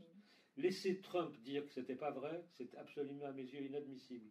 C'est une première erreur, à mon avis, criminelle de la part de Macron. La deuxième erreur que je trouve aussi criminelle, très grave, c'est que lorsque Trump lui a dit que cet accord n'était pas suffisant, il fallait maintenant obliger les Iraniens avec une nouvelle série de sanctions, un nouvel accord comportant des clauses sur les missiles, tout un tas de choses que les Iraniens sont censés avoir, et que tout le monde a dans la région et à qui on ne fait aucun reproche. Et je trouve que Macron... A commencé par les Israéliens. A commencé par les Israéliens, qui ont une bombe atomique, je signale. Tout le monde l'a oublié, alors que les Iraniens ne l'ont pas. Et je trouve que de la part de Macron, accepter cette revendication de Trump, et même les soutenir, parce qu'il a dit qu'il était d'accord sur le fait qu'il fallait en effet obtenir de l'Iran des concessions sur les missiles balistiques, etc., c'est une énorme faiblesse, et c'est pire qu'une faiblesse, c'est une énorme faute politique, parce qu'il a donné raison à ce type qui est un type irresponsable. Et quand on est en face d'un irresponsable, si possible, on essaie de ne pas lui donner raison. Ah, oui. Merci à vous. Moi, je voudrais juste terminer en remerciant vraiment Ima Tourcoing de ce programme. Je suis très impressionnée par la qualité des gens que vous invitez et qu'en 3 jours, vous donnez au public qui est intéressé la possibilité d'entendre, de débattre. Merci à Ima Tourcoing. Merci à l'IREMO aussi. Chahid, voilà, je voulais poser une question concernant l'Égypte. L'Égypte. Oui, voilà. Par rapport à Gaza, au niveau de la frontière, comment se fait-il qu'il n'y ait pas depuis 1948, qu'il n'y ait pas de... elle ne soit pas, au contraire, très hermétique, elle ne soit pas hermétique. Voilà. On répond par question, oui, peut-être que c'est le plus rapide. Oui, c'est très simple. Dans la nouvelle coalition américaine, le premier pays est l'Égypte. Sans l'Égypte, les Américains ne peuvent pas faire ni l'annonce du Deal of the Century, de l'accord historique. Et donc, les Saoudiens, les Émiratis, les Égyptiens, les Bahreïnis et la Jordanie sont ensemble dans cette alliance. L'Égypte a fermé sa frontière le jour où le Hamas a gagné les élections, en 2007. Et elle n'a jamais rouvert. Aujourd'hui, elle joue l'intermédiaire, pas vraiment pour sauver Gaza, mais pour sauver ses relations avec les Israéliens et les Américains. Tout simplement parce que la situation intérieure égyptienne est tellement difficile que les autorités égyptiennes considèrent qu'ils ont besoin du soutien et israélien militaire dans le Sinaï et américain en Égypte.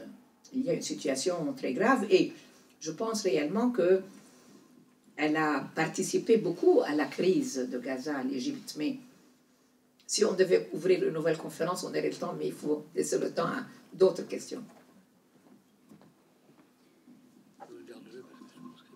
Bonsoir. Je commencerai par deux observations.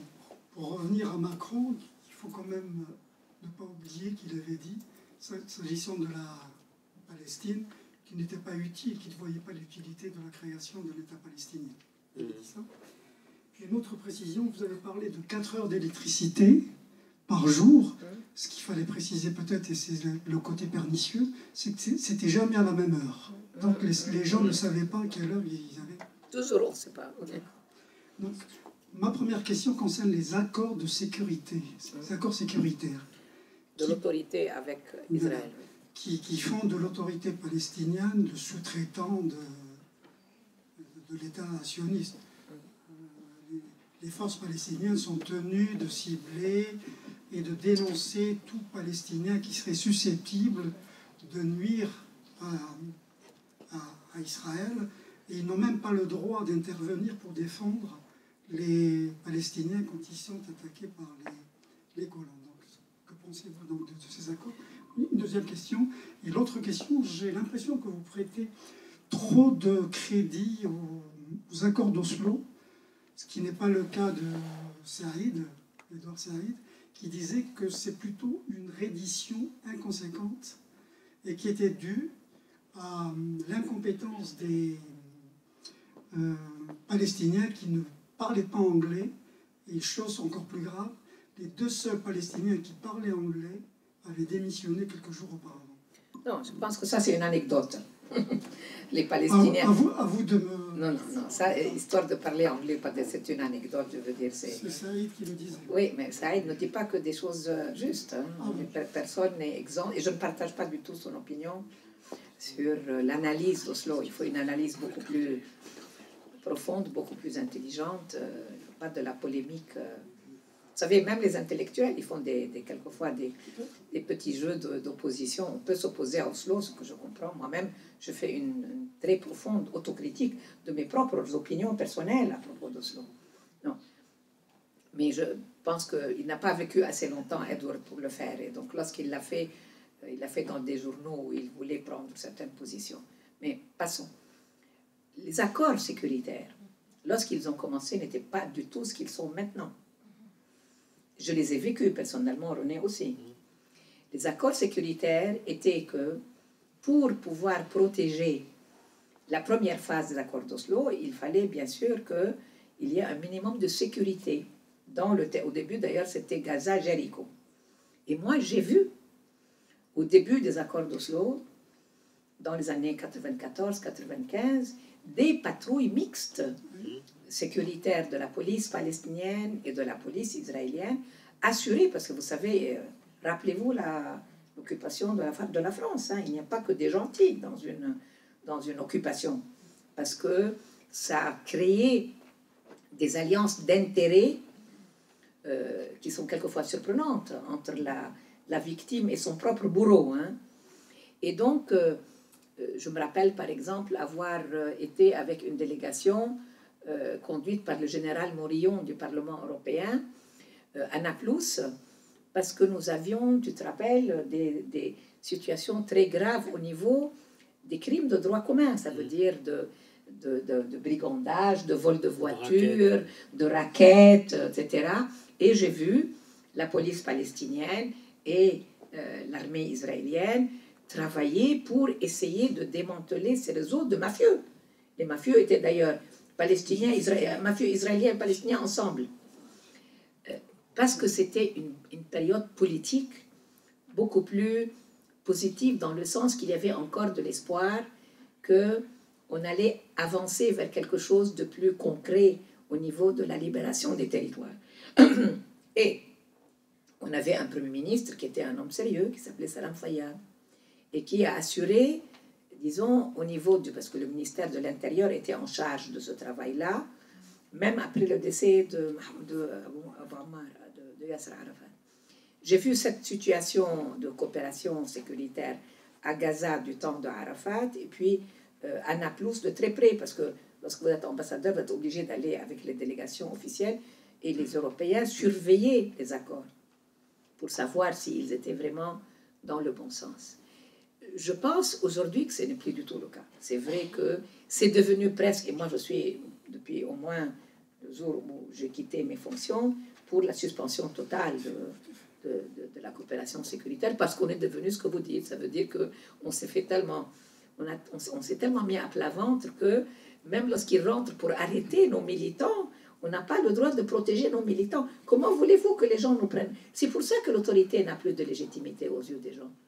Elle est responsable de cette perte de légitimité autour de la population, parce que les gens, comme vous, ne comprennent pas que, bon, vous voulez respecter les accords, qu'ils respectent eux les accords, mais ils ne peuvent pas eux violer les accords et nous sommes les seuls à les respecter. Et ça vient d'où? Ça vient de cette horrible division Fatah-Hamas. Parce que qui ils laissent faire? Eux considèrent que nous, on peut chasser les militants de Hamas en Cisjordanie, et en retour, ils nous font les concessions que nous voulons avec les quelques petits privilèges stupides qu'on a. Parce que si finalement notre opposition à Hamas est devenue plus importante que notre défense de la patrie. C'est pour ça que cette histoire de division est tellement grave.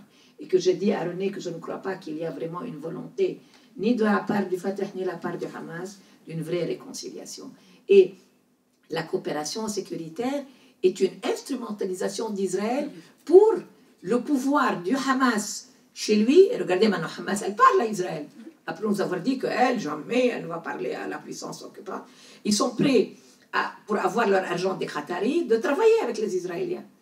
Et le Fatah fait la même chose. Pour avoir la tête du Hamas, ils sont prêts à coopérer, à faire arrêter les militants du Hamas en Cisjordanie par l'armée israélienne et à la couvrir. Donc, c'est vous dire que le pouvoir corrompt. Le pouvoir corrompt terriblement, même sous l'occupation militaire. C'est pour ça qu'il faut des hommes historiques pour savoir comment faire pour en même temps défendre son peuple, être pragmatique lorsqu'il faut l'être. Je dirais que vous avez eu un Charles de Gaulle qui est arrivé à faire ça en Algérie.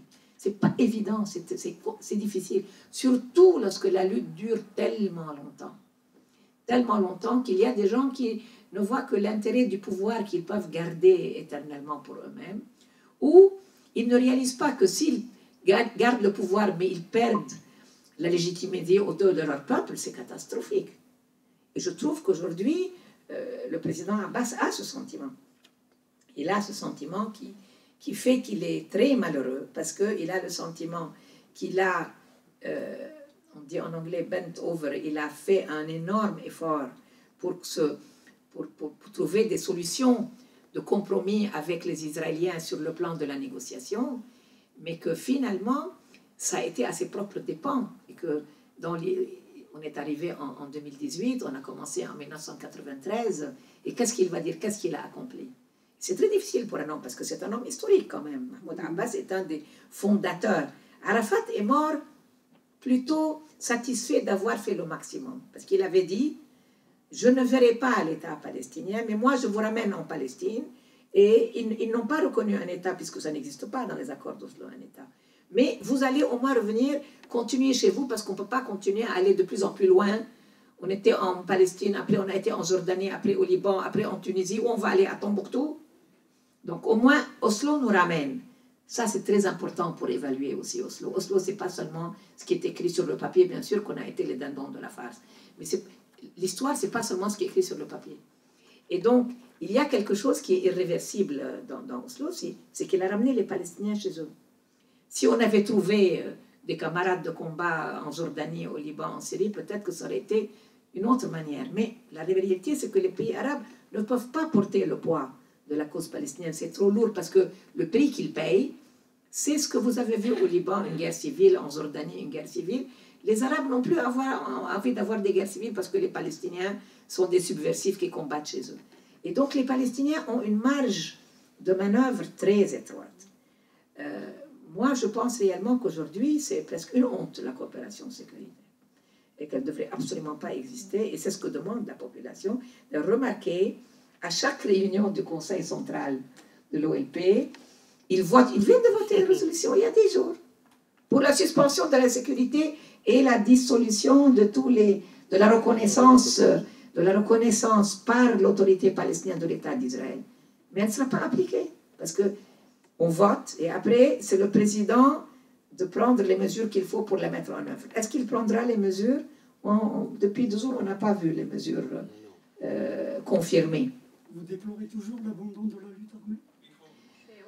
Oui, monsieur demande si je déplore l'abandon de la lutte armée. Vous savez, nous n'avons jamais été persuadés que nous allions, nous seuls, avec ces très courageux fédaïnes, battre la 4e puissance militaire au monde qui est Israël, soutenue par la première puissance militaire qui est les États-Unis. Mais il n'y a pas de mouvement de libération sans lutte armée. Il ne peut pas y avoir, parce que c'est avant tout une question de dignité, même si nous payons très cher. Mais c'est comme ça que c'était en Algérie, c'était comme ça au Vietnam, c'était comme ça en Afrique du Sud. C'était comme ça chez tous les peuples qui se sont battus pour leur liberté. Et c'est pour ça que ça s'appelle fidaï, ça veut dire celui qui donne sa vie pour que vive sa patrie, pour que vive son peuple. Et peut-être que nous avons eu des illusions sur, je reviens au système mondial. Quelqu'un tout à l'heure a dit, parmi les jeunes qui m'interrogeaient, c'est vrai que c'est après 1974 à l'ONU. Vous vous rappelez, lorsque Arafat est entré à l'ONU et que toute la salle s'est levée, il a dit, j'ai un olivier dans une main et le revolver, ne laissez pas tomber la branche d'olivier de ma main.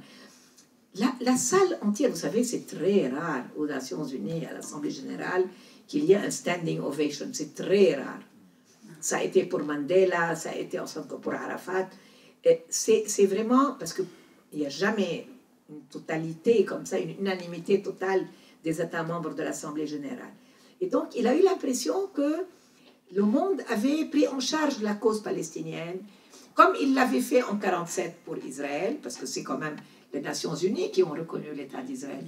Ce n'était pas la lutte armée de la Haganah qui a fait reconnaître, même si Elie Barnavi pense le contraire, mais c'est de la foutaise, parce que sans reconnaissance diplomatique, vous ne pouvez pas exister sur le plan diplomatique. Même la Haganah, ça veut dire les ancêtres de l'armée israélienne, leur lutte armée, elle a convaincu leur peuple avant tout, qui sont prêts à se battre jusqu'à ce qu'ils aient un État. Mais ce qu'ils a fait reconnaître, c'est les Nations Unies. Et c'est la culpabilité du monde à l'égard du génocide. Et donc Arafat a pensé en 1974 que cette reconnaissance qu'il a vue dans le visage des délégués, c'était comme en 1947 pour les Israéliens. Et qu'il pensait qu'en 1980, il va avoir des gens qui vont obliger les Israéliens à quitter les territoires, à reconnaître. Et malheureusement, je pense que c'est là où Edward Said se trompe complètement. Et je le lui ai dit parce que c'était un très bon ami. C'est que personne n'a jamais eu l'ennemi que nous avons. Il me disait, parce que j'ai fait beaucoup de réunions avec lui et d'autres Palestiniens, vous devez faire comme l'Afrique du Sud. Je dis, mon pauvre Edward, l'Afrique du Sud n'a jamais eu comme ennemi un peuple qui est considéré comme la victime historique de la civilisation du XXe siècle. Je veux dire, oui, la seule et unique, et elle veut rester la seule. Elle ne permet même pas qu'on dise génocide arménien. Et donc, nous sommes en train de nous battre contre l'ennemi le plus fort, qui a les alliés les plus forts. Et donc, ça ne peut pas être les mêmes règles. En Afrique du Sud, ce qui a permis au boycott de marcher, c'est que les premiers à boycotter étaient les Américains. Les gouvernements. Avant tout, et le gouvernement américain qui a fait la guerre à l'apartheid. Et après, les sociétés de tout le monde entier. Nous, on dit BDS, en France, on nous envoie au tribunal pour racisme antisémite. En France. C'est vous dire combien on ne peut pas appliquer les mêmes règles. On peut dire qu'il fallait faire comme ça. Parce que je pense d'ailleurs qu'on ne fait jamais de la même manière. Parce que les situations ne jamais.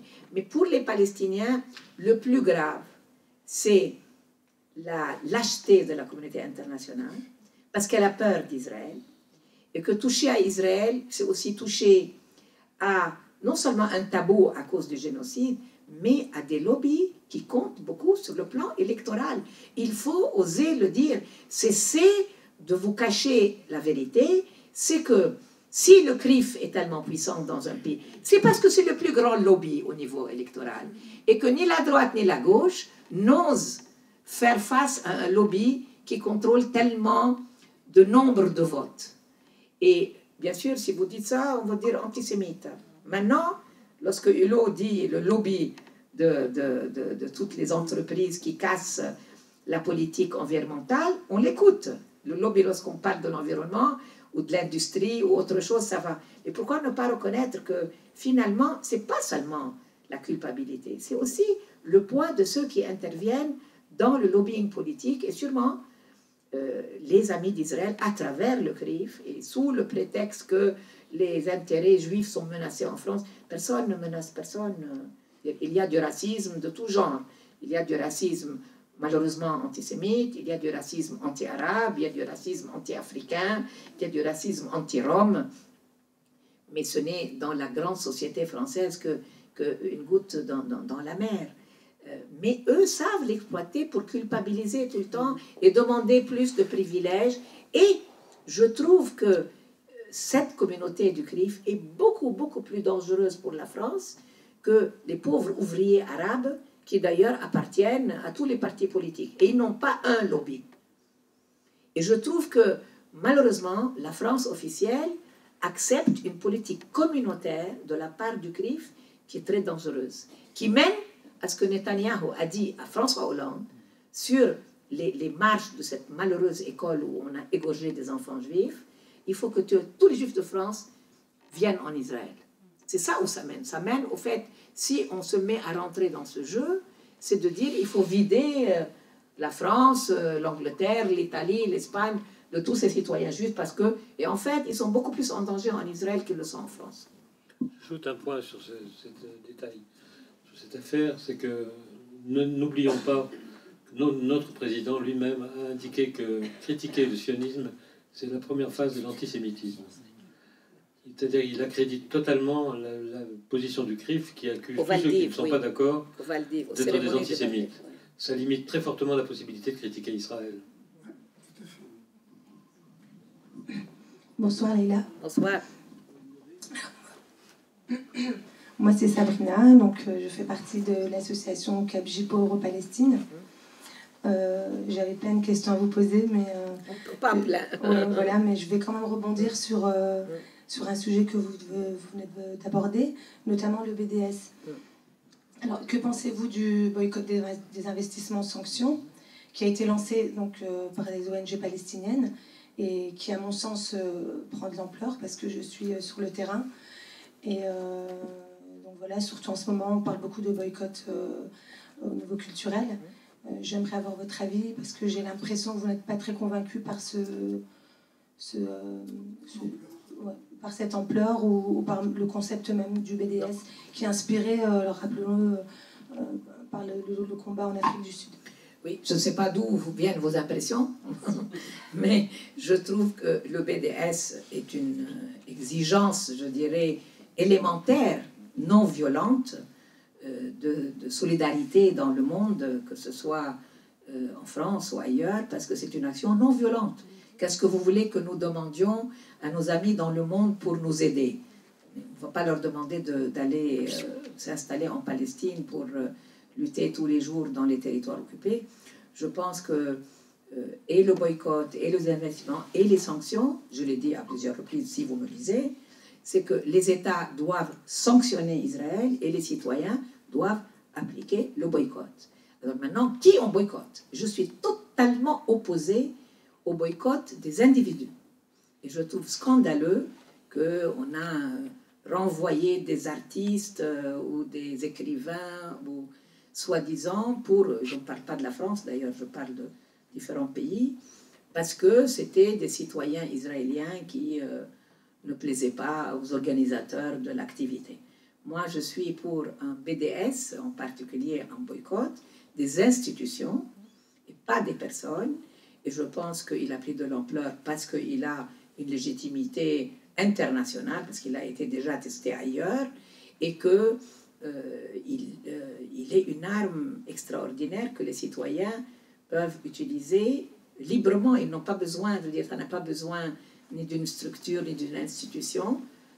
Et je suis scandalisée qu'un pays comme la France fait un amalgame en disant que le boycott est une forme de racisme parce qu'elle identifie, d'ailleurs à un moment donné, votre ministre des Affaires étrangères, Mme Alliot-Marie, et M. Fillon a osé dire qu'on appelle au boycott des produits cachers. C'était grave quand même, parce que je ne vois pas quelle relation il y a entre les produits cachers et les produits israéliens boycottés. C'est vous dire que, c'est pour ça que je dis c'est jamais pareil. Ça ne pose aucun problème en Belgique d'appeler au boycott. Personne ne va devant un tribunal en Belgique, ni en Italie, ni en Espagne, ni en Angleterre. Mais en France, on va devant un tribunal. Et donc, il faut savoir pourquoi est-ce que c'est tellement compliqué dans un pays comme la France.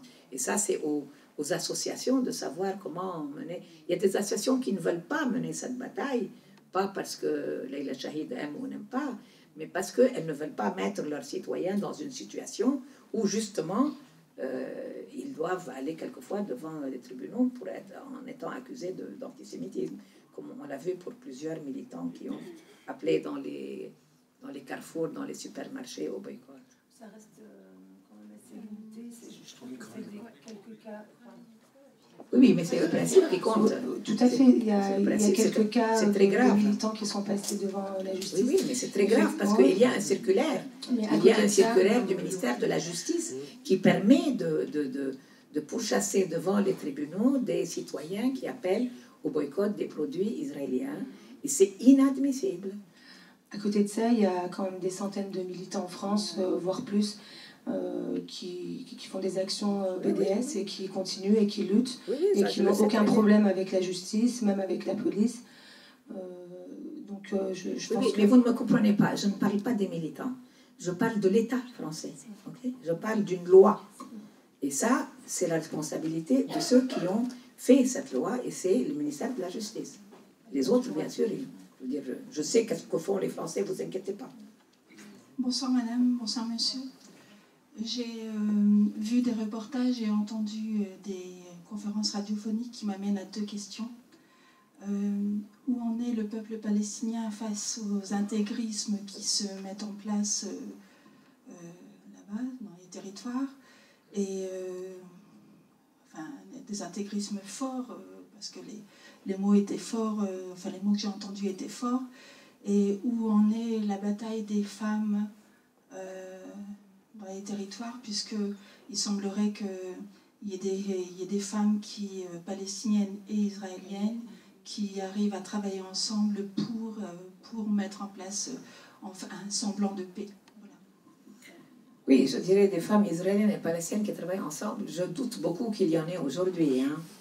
Il y a eu des tentatives au début des accords d'Oslo, parce que comme on a dit, il y avait une période qui semblait être un pas en avant vers la fin de l'occupation, vers une reconnaissance mutuelle, et ça a très vite foiré, parce que la minute où les mesures dans la vie quotidienne étaient tellement dures, les gens n'avaient plus envie de travailler ensemble. Parce qu'on ne peut pas avoir d'un côté tous les droits en tant que citoyen israélien, et après d'un autre côté être un citoyen palestinien qui est soumis à tous les desiderata d'un soldat sur un checkpoint. Et donc c'est même plus, c'est impossible maintenant qu'ils se rencontrent. Ils se rencontrent chez vous en France, ou à Londres, ou à Rome, ou à New York, mais ils ne se rencontrent pas beaucoup sur place. Les Israéliens n'ont pas le droit d'aller chez les Palestiniens, et les Palestiniens ne peuvent pas aller parce qu'ils ont besoin d'un permis militaire pour aller chez les Israéliens. Par ailleurs, il y a une pression politique et sociale israélienne très forte sur les associations israéliennes. Je disais par ailleurs, il y avait une pression politique et une pression sociale très forte des autorités israéliennes sur les Israéliens ou les Israéliennes qui voudraient collaborer avec des Palestiniens d'une façon ou d'une autre. Et vice-versa. C'est très difficile maintenant pour une ONG israélienne de travailler en faveur des Palestiniens. Et c'est vice-versa aussi. Ça veut dire, chez les Palestiniens, pas l'OLP, mais dans la société palestinienne, les gens n'ont plus envie de faire des choses en commun, parce qu'ils ont le sentiment qu'ils ont été menés en bateau trop longtemps, lorsqu'ils ont fait des choses, parce qu'il y a eu beaucoup d'initiatives, femmes et pas femmes, dans tous les domaines. Et ils sont déçus. Il y a de l'amertume à l'égard de tout ce travail de combat commun. Maintenant, votre question sur la relation des Palestiniens, vous l'appelez intégrisme. Moi, je ne pense pas qu'il n'y a que des intégristes. Il y a intégrisme, c'est une forme. Mais il y a beaucoup d'islamistes dans la société palestinienne qui ne sont pas intégristes, mais qui appellent à... Parce qu'on ne peut pas dire intégrisme. Ce n'est pas ça, madame. C'est quoi, madame? J'ai entendu un reportage où on avait les Palestiniens face à des intégristes juifs. Ah oui, d'accord. Et donc je demandais où était la place des Palestiniens face à cet intégrisme. Vous voulez dire des colons? Oui, mais les Palestiniens ne sont pas face aux citoyens israéliens, madame. Les Palestiniens sont dans les territoires palestiniens et les seuls Israéliens qu'ils voient, c'est ou les soldats ou les colons. Ils ne voient pas des citoyens israéliens parce que c'est des territoires palestiniens où les Israéliens n'ont pas le droit de venir. Donc ils voient ou des soldats qu'ils détestent et contre lesquels ils jettent des pierres, ou bien ils voient des colons qui les effrayent parce que les colons ont des revolvers et des poignards dans leur poche. Et ils les attaquent et ils les tuent la plupart du temps.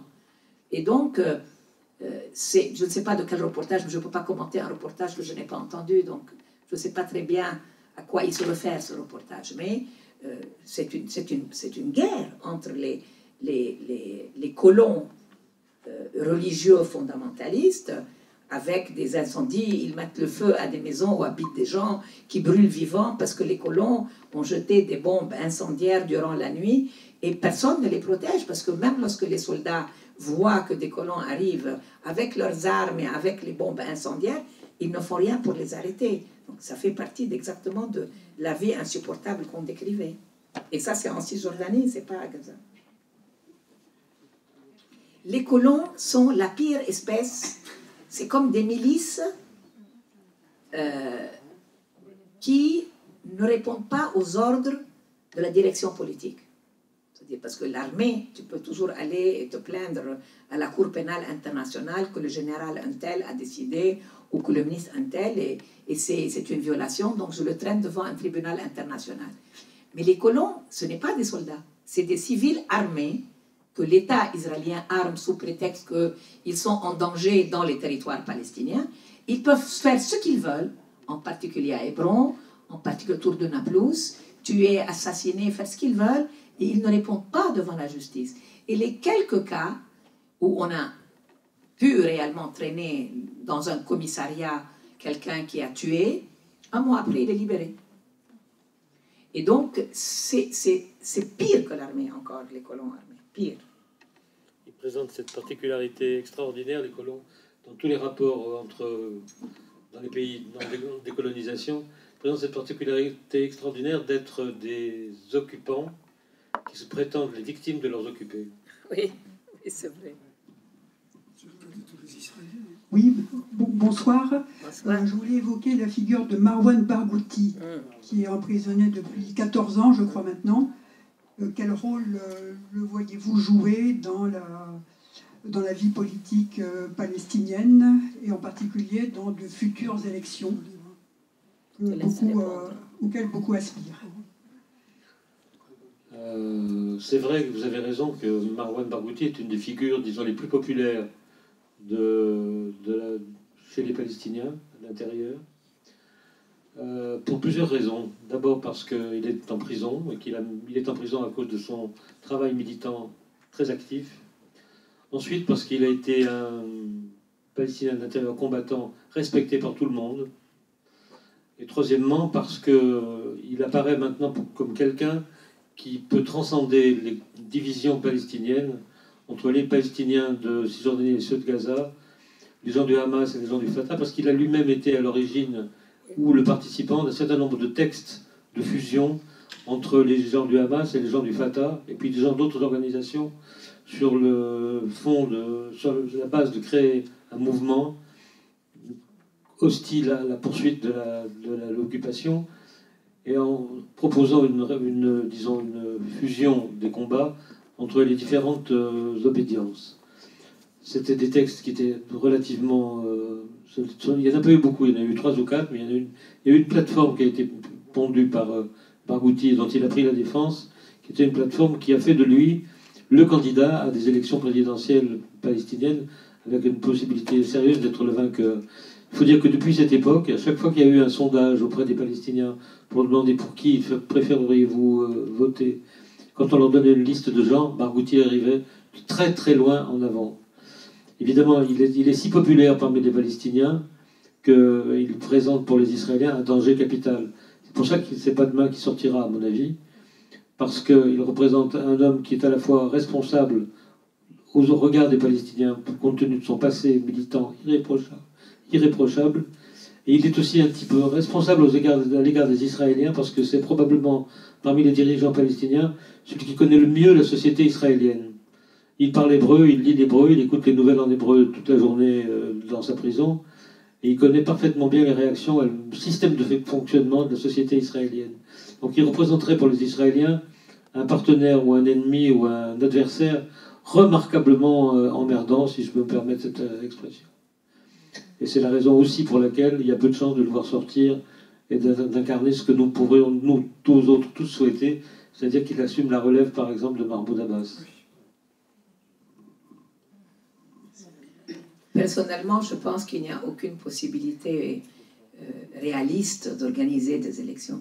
Vous ne pouvez pas organiser des élections sous l'occupation militaire. Premièrement, la division, malheureusement, entre Fatah et Hamas ne le permettrait pas à Gaza. Israël ne permettra pas d'élections à Jérusalem-Est, et organiser des élections sans Gaza et sans Jérusalem-Est, c'est faire plus de tort à la Palestine que de ne pas les organiser en disant les conditions ne sont pas propices. Sinon, c'est comme si on acceptait que la Palestine, ça veut dire les quelques Bantoustans de la Cisjordanie. Et je suis entièrement d'accord avec la réponse de René sur Marwan. Il est beaucoup trop dangereux pour eux, pour qu'ils permettent, même qu'ils jouent un rôle, je veux dire, ils sont capables, vous savez, c'est très classique dans ce genre de situation, vous faites éliminer des gens et vous dites que c'est leur ennemi politique qui les a éliminés. Donc, il vaut mieux qu'avec ce gouvernement, ils soient plus à l'intérieur de la prison que dehors. Et on passe à la dernière question. Oui, parce qu'après, on doit prendre le train et on ne veut pas le rater. On aimerait bien passer une semaine, mais c'est un peu difficile. Au printemps, si vous nous invitez. Charles. Bon, je suis allé au Liban il y a une dizaine d'années avec le directeur de l'Humanité. Oui. Dans les camps de Sabra et Shatila, oui, lors de la commémoration mondiale qui s'est déroulée sur place. Oui. Est-ce que Jacques Ralit était avec vous? Non. Non. Il a été une autre fois. Il était, oui, là, il ne devait peut-être pas être disponible. Oui. Mais j'ai donc pu visiter les camps de Palestiniens sur place. Dans quelles conditions ils vivent, c'est proprement scandaleux. Et les coopérations avec des villes françaises qui s'organisent là-bas sur place pour essayer d'adoucir leur vie. Et la question, c'est est-ce qu'aujourd'hui, il y a des choses qui ont bougé au Liban dans le sens de leur revendication de libération de ces peuples qui sont... ce peuple palestinien qui est enfermé et qui ne peut pas sortir, qui ne peut pas travailler et qui vit dans des conditions... Non, malheureusement, ça a empiré. Ça a empiré parce que, en plus des 350 000, 400 000 personnes, je ne sais vraiment combien aujourd'hui sont les Palestiniens au Liban, parce que tous ceux qui peuvent partir, pour les raisons que vous venez de citer, partent, achètent des visas, se jettent à la mer, par n'importe quel moyen essayent de partir. Mais à cela se sont ajoutés les centaines de Palestiniens de Yarmouk, du grand camp de réfugiés de Damas qui s'appelle le camp Yarmouk, c'est le plus grand camp de réfugiés dans le monde arabe. Et ce camp a été pratiquement totalement détruit par le régime syrien et par les islamistes qu'on a lâchés à l'intérieur du camp, qui ne sont pas palestiniens, qui sont Daesh. Et donc ce camp regroupait 300 000 personnes parce que, contrairement au Liban, en Syrie, il y a beaucoup d'intermariages entre Syriens et Palestiniens. Et beaucoup sont venus au Liban parce que c'était l'accès le plus facile, le plus immédiat, parce qu'il y a 2 heures entre Damas et Beyrouth. Mais exactement comme vous, réalisant combien les conditions de vie des réfugiés au Liban étaient dures, la plupart ont essayé de repartir ailleurs. Et donc je vous dirais que jamais, moi j'habite au Liban maintenant, jamais la situation dans les camps de réfugiés n'a été aussi mauvaise. Et c'est pour ça que lorsque Trump dit qu'il va arrêter les subventions de l'UNRWA et il va demander le démantèlement de l'UNRWA, vous ne savez pas la panique que ça crée au niveau de la population. Le peu qu'elle a de l'UNRWA. Alors si en plus ils ferment leurs écoles et ils ferment leurs dispensaires, comment les gens vont survivre?